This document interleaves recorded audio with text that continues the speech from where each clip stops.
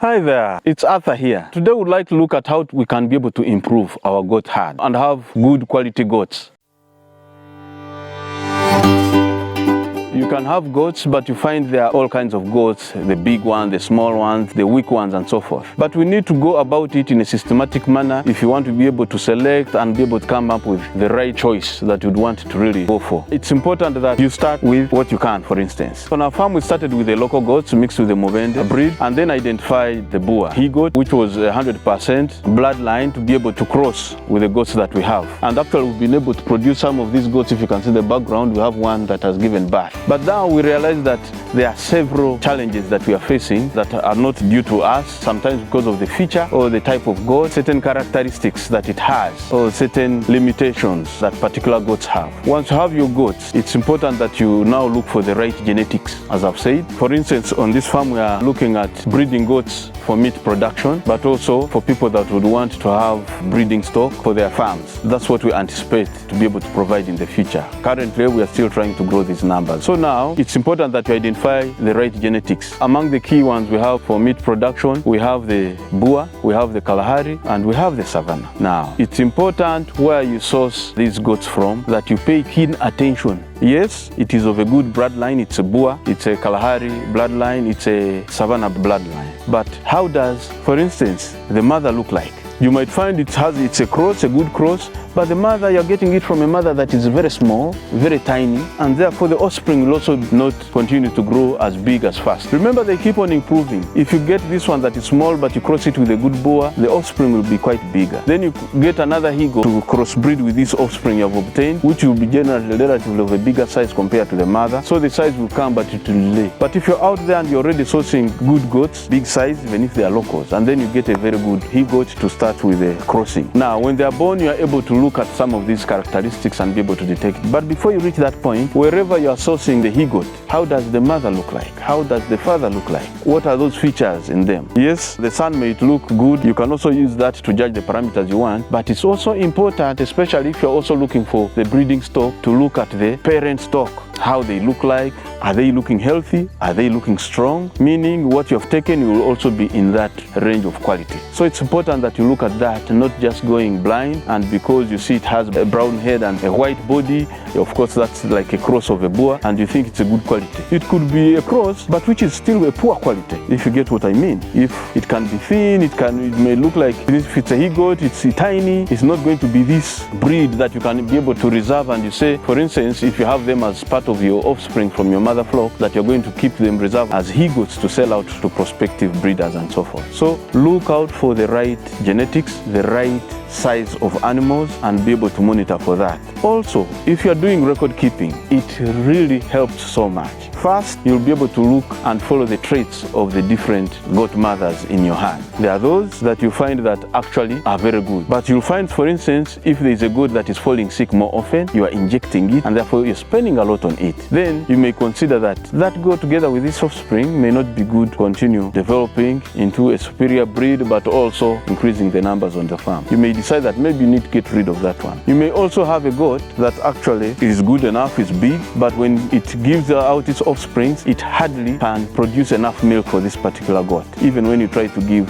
different supplements. And therefore, you find that you're going to have a herd of good goats, but when they give birth, you're struggling with the kids because their mothers cannot provide enough milk for the goats. So in that case, you should be able to say how you can eliminate these goats, sell them off, identify others from other farms that you can be able to replace, and make sure that you're developing a very good breed. Because if you're becoming a breeder, you feel happy when you're also able to sell to other prospective breeders something that is good. Not a goat is looking healthy, but you find it has its own challenges that can only be known by the farmer. So if you want to start out there, it's good to have these morals and have a clear conscience as you do business with the other people. It can be a mother, but you find it has poor mothering abilities. It's stubborn, it cannot stay down, it is rejecting its kids, and that one becomes a problem. Actually, you find some people, you find they are looking out for goats that can, for instance, give birth to twins. That's a very good thing, especially if goat is big enough and if it produces the offspring much as they are two, they are good and can be able to come up strongly and put on weight. In 6 months, you look at a goat and you feel, yes, that's the right kind of size you're anticipating. Then it will be good to look at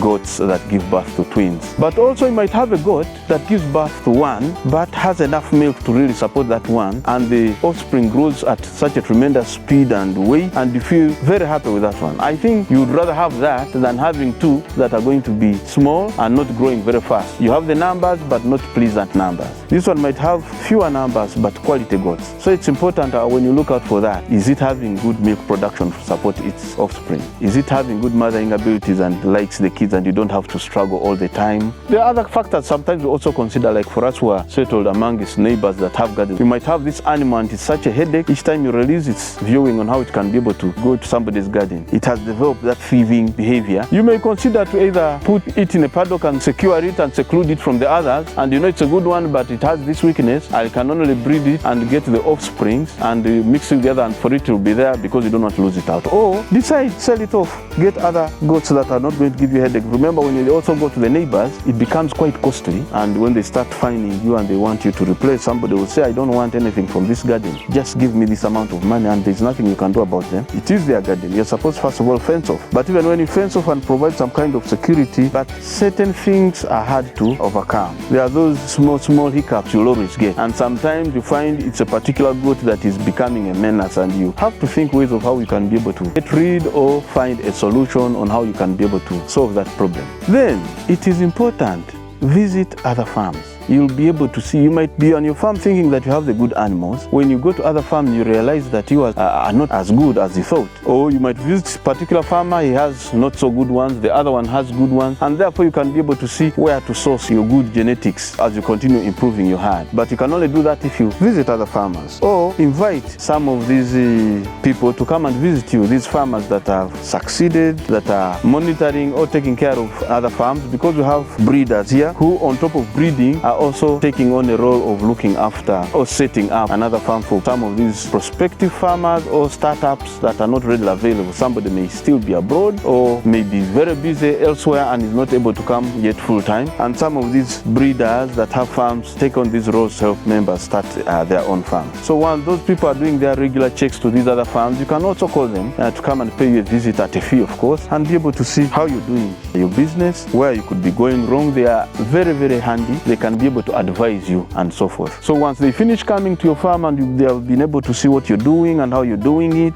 suggesting the solutions you can be able to employ on your farm, it's very important that you take note of those recommendations, but also request now also to visit them and see how they are doing it and see how they are managing the challenges they are facing on their farm. And also be able to say, if their farm is too far and you cannot be able to reach there easily, they can recommend to you some other farmers, successful farms that are maybe closer to your sub-region or within your region that you may not know. Once you pay a visit and they link you up to these farmers, you're able to get this knowledge. You're able to acquire a lot of information, grow your network, but also join these platforms. There are a number of WhatsApp groups that are out there, and including other forums, sometimes when they organize meetings and so forth, or trainings. When you go to these places, you will find out a lot of information, and this information will be very, very key to help you as you juggle with your farming business and encourage you even and put you at a different level other than what you may think that you're doing right. This is what I had for you. Thank you very much. If you consider it helpful, consider subscribing, and that way we shall be able to move together. Ask us questions, we shall be able to respond to them. Please note that we are not the experts. We are sharing information as we are trying to improve, as we are learning. And so we don't want you to go through some of these challenges. And if they are there, we are telling you how we are trying to do it, and then you are able to change and pick from what we are saying and how it can be able to be of use and help to you, and then adjust accordingly. Thank you very much.